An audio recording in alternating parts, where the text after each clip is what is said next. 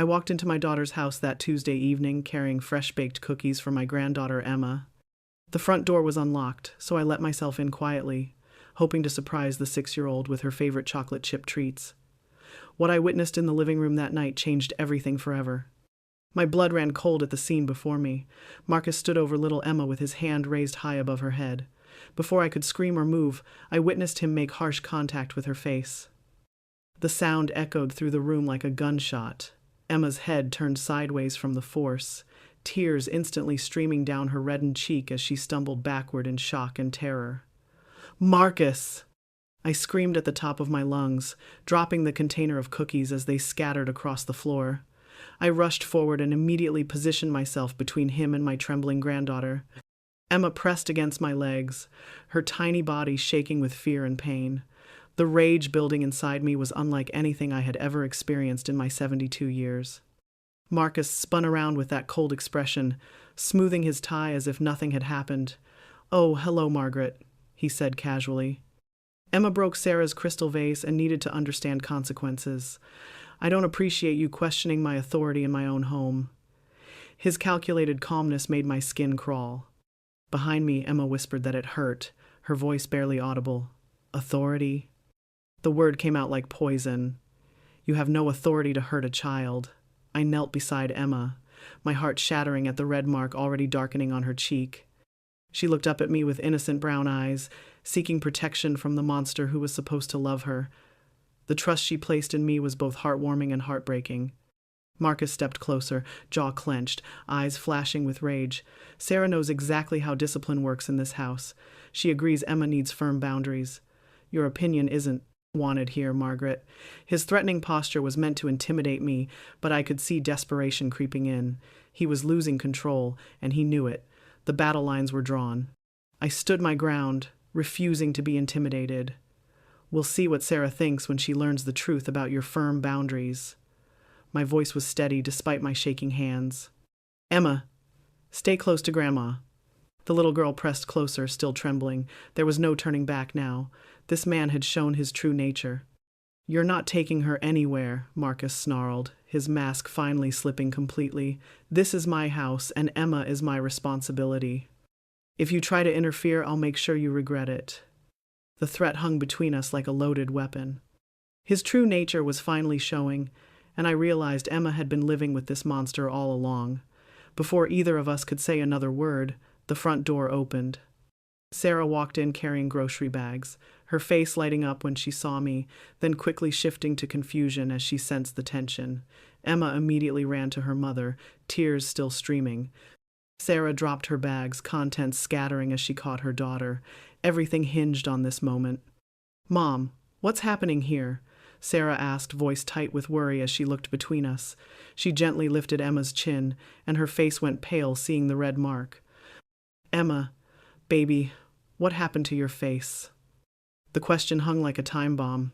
This was the moment that would change everything. Would she believe her eyes, or would she believe him? I took a deep breath, knowing these words would either save my granddaughter or destroy my relationship with my daughter forever. "Sarah, I witnessed Marcus making inappropriate physical contact with Emma's face. That red mark you're looking at? That's from him." The silence stretched like a wire about to snap. Marcus stood frozen, calculating his next lie. But what Sarah said next shattered my world completely. "Before I continue, I'd love to know where you're reading from and what time at Island. Let me know in the comments." She looked down at Emma, then back at me with cold eyes. "Mom, I think you misunderstood what you saw. Marcus would never hurt Emma. Maybe you should go home and rest." Her words hit me like physical blows. My own daughter was choosing him over the evidence of her child's abuse right before her eyes. Marcus smiled triumphantly behind her. "Margaret's getting older, Sarah. Sometimes elderly people see things that aren't really there. It's quite common, actually." His manipulation was masterful, turning my witness testimony into symptoms of senility. Emma looked confused and scared, caught between the adults who were supposed to protect her. I felt utterly alone. "Sarah, look at your daughter's face," I pleaded desperately. "Ask Emma what happened. Children don't lie about being hurt." But Sarah was already shaking her head, her mind made up. "Emma, tell Grandma you're fine. Tell her Daddy Marcus didn't hurt you." The little girl looked terrified, glancing between her mother and stepfather. Emma's small voice barely whispered, "I'm fine, Grandma." But her eyes told a different story. They were filled with fear and confusion. She was learning her first lesson in survival, Dage, that sometimes telling the truth gets you in more trouble than lying. My heart broke watching her innocent spirit being crushed in real time. I gathered my purse with trembling hands, knowing I had lost this battle but not the war. "I'll be going now," I said quietly. "But Sarah, when this happens again, and it will, remember this moment. Remember that someone tried to warn you." I kissed Emma's forehead, whispering that I loved her. The drive home was a blur of tears and desperate planning. Every time I closed my eyes, I saw Marcus's hand making contact with Emma's face and heard that sickening sound. I knew calling police without Sarah's support would be nearly impossible, but I also knew I couldn't stand by while my granddaughter was being hurt. That night I paced my living room until dawn, my mind racing with horrible possibilities. Sarah had chosen her husband over her daughter's safety and her mother's word. I felt completely helpless and devastated by the betrayal.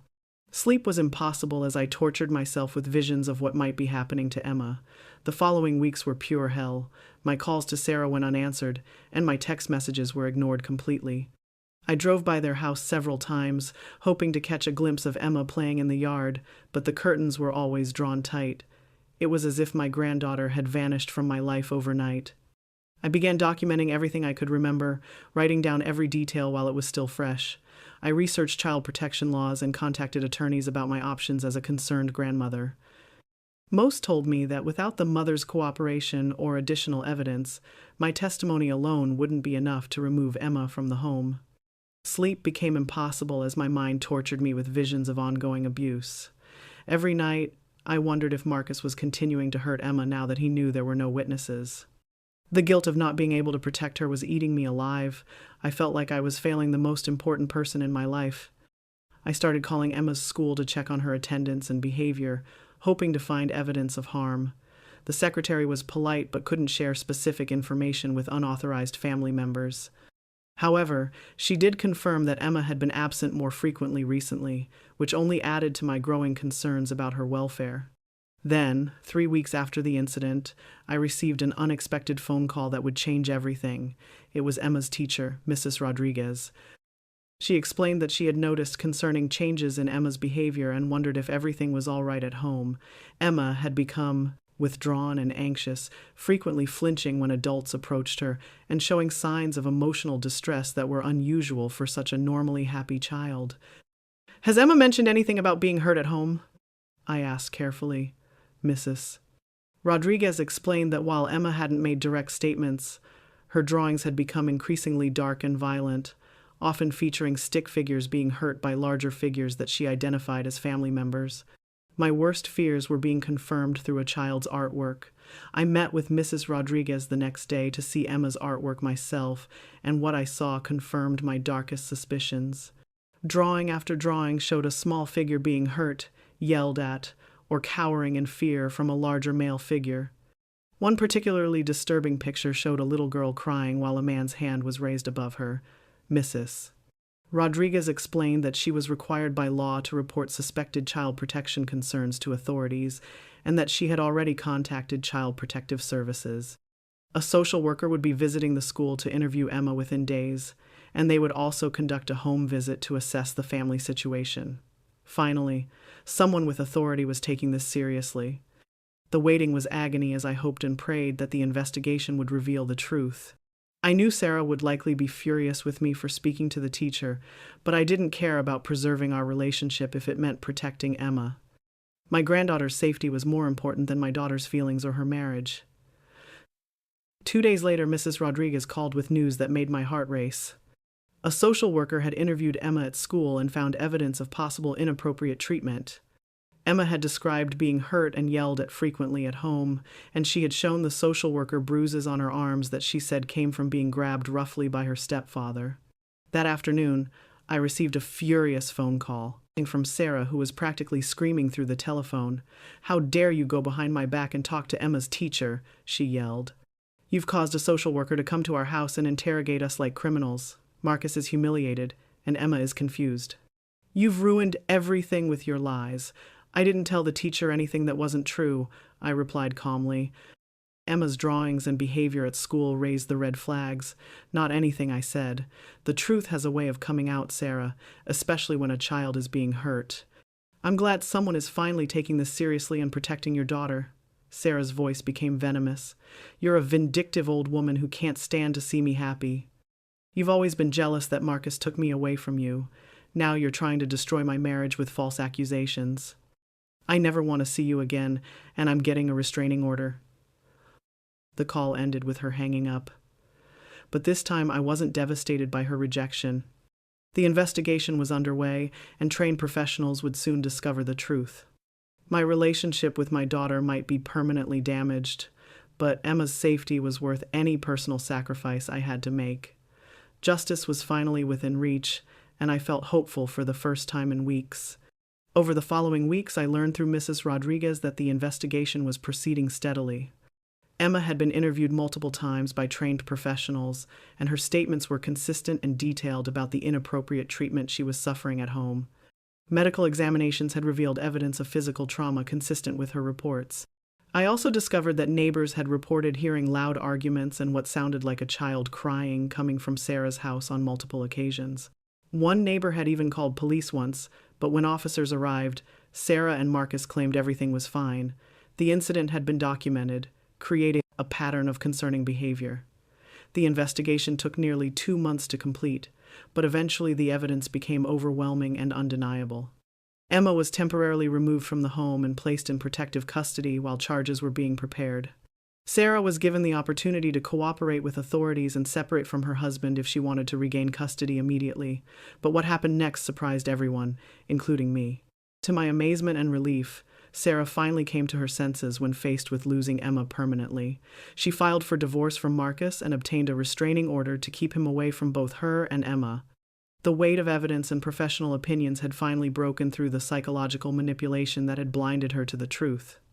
Marcus was arrested and charged with multiple counts of child mistreatment, and his bail was set so high that he couldn't afford to get out of jail while awaiting trial. The evidence against him was overwhelming, including Emma's testimony, medical evidence, witness statements, and recordings from surveillance equipment that investigators had used during their investigation. Sarah called me for the first time in months, her voice breaking with emotion as she apologized for not believing me. "Mom, I'm so sorry," she sobbed through the phone.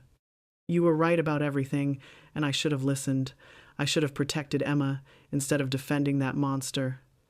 Can you ever forgive me for choosing him over our family?"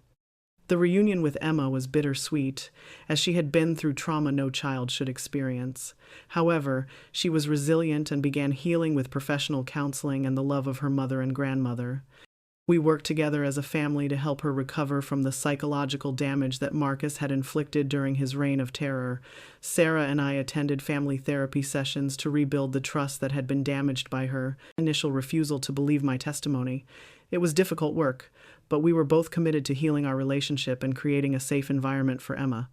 The therapist helped us understand how abusers manipulate victims and isolate them from support. During the trial, I testified about what I had witnessed that night when I caught Marcus hurting Emma. My testimony was just one piece of a mountain of evidence that prosecutors had assembled against him.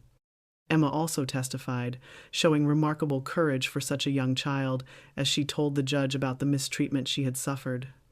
But the moment that sealed Marcus's fate came when the prosecutor played a recording. It was audio from a hidden device that investigators had placed in the house during their investigation. Marcus could be heard clearly threatening Emma, telling her that if she ever told anyone about their private discipline sessions, he would make sure she never saw her grandmother again. The jury was visibly shaken by the recording. Marcus was ultimately convicted on all charges and sentenced to 5 years in prison for child mistreatment. He was also ordered to pay for Emma's medical and psychological treatment costs and was permanently banned from having any contact with her. The justice system had finally held him accountable for the horrible crimes he committed. In the aftermath of the trial, Sarah, Emma, and I worked together to build a new life free from Marcus's shadow. Sarah was a changed woman, having learned hard lessons about protecting her child and trusting her instincts. She became an advocate for other women and children trapped in similar situations, speaking at conferences about recognizing signs. Emma slowly returned to being the happy, carefree child she had been before Marcus entered their lives. With consistent love, support, and professional help, she was able to overcome the trauma and develop healthy relationships. Her resilience and strength inspired everyone who knew her story, and she became a symbol of hope for other survivors. Looking back on that terrifying night when I walked into my daughter's house carrying cookies, I realized that witnessing Marcus's inappropriate treatment of Emma was the beginning of a long journey toward justice and healing. It took tremendous courage to speak up when no one wanted to listen, but I'm grateful I didn't give up on protecting my granddaughter. The experience taught me that sometimes doing the right thing means being willing to sacrifice relationships and face rejection from people you love most. Speaking truth to power is never easy, especially when that power exists within your own family. However, the safety and well-being of innocent children must always take priority over adult feelings and family harmony. Today, Emma is a thriving teenager who has processed her childhood trauma in a healthy way with professional help. She knows what happened, of course, but the trauma has been integrated into her life story appropriately. She's strong, confident, and surrounded by people who love and protect her unconditionally, exactly as every child deserves to be. Sarah has become one of the strongest advocates for child protection that I know, working with local organizations to educate parents about recognizing signs of mistreatment and encouraging people to speak up when they suspect a child is being harmed. She often tells other mothers that the most important thing is believing children and trusting instincts. As for me, I've learned that being a grandmother sometimes means being willing to be the villain in order to be the hero your grandchild needs. I would make the same choice again in a heartbeat, even knowing the pain and family conflict it would cause. Emma's safety was worth every sleepless night, every angry phone call, every moment of doubt. The cookies I dropped that night were never properly cleaned up, and Sarah says she still occasionally finds crumbs in corners of the living room. We joke now that those scattered cookies were a small price to pay for the protection they helped provide to Emma. Sometimes the smallest actions can have the biggest consequences when you refuse to stay silent. This experience has strengthened my belief that adults have a responsibility to protect children, even when it's difficult or uncomfortable. Too many children suffer in silence because the adults around them choose to look the other way or make excuses for inexcusable behavior. We must be willing to be uncomfortable to keep children safe. If you're reading this story and recognize signs of mistreatment in your own family or community, please don't hesitate to speak up and seek help. Children depend on the adults in their lives to protect them from harm, and sometimes that means making difficult choices that others might not understand or support. Temporary discomfort is nothing compared to lifelong trauma. Emma's story had a happy ending because people finally listened to the truth and took action to protect her. Not every child is so fortunate, but we can all work to change that by being vigilant, speaking up when necessary, and supporting brave individuals who put children's safety above their own comfort. Together, we can create a world where every child is safe. The night I caught Marcus hurting my granddaughter changed all of our lives forever. It destroyed one family but saved another.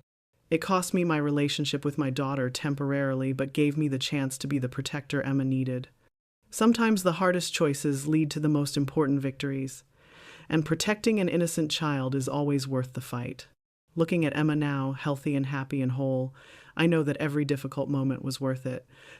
Every sleepless night, every painful conversation, every moment of doubt, all of it led to this moment where a little girl gets to grow up safe and loved.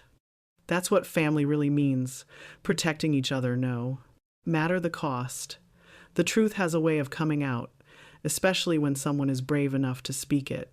Children deserve adults who will fight for them, who will believe them, who will protect them even when it's hard. Emma had that in me, and now she has it in her mother too. That's the real happy ending to this story. Years from now, when Emma has children of her own, she'll know that her grandmother loved her enough to risk everything to keep her safe. She'll know that sometimes love means making hard choices, standing up to bullies, and refusing to stay silent when someone you love is being hurt. That's the greatest gift I could ever give her. The cookies may have been scattered that night, but our family was ultimately brought back together stronger than before. Emma learned that she has people who will always protect her. Sarah learned to trust her instincts and believe her child. and I learned that being a grandmother means being willing to fight dragons even when those dragons are part of your own family.